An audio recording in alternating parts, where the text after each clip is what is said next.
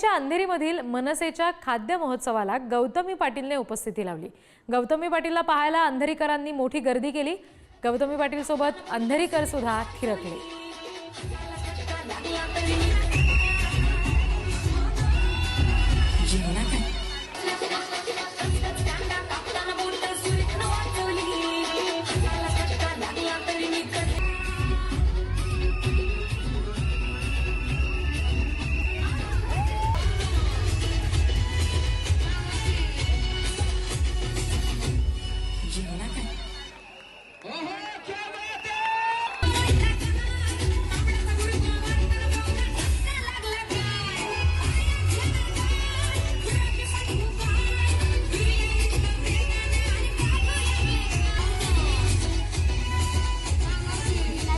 तो व्हिडिओ पण मी एका याला व्हायरल झाला मला हे माहित नाही।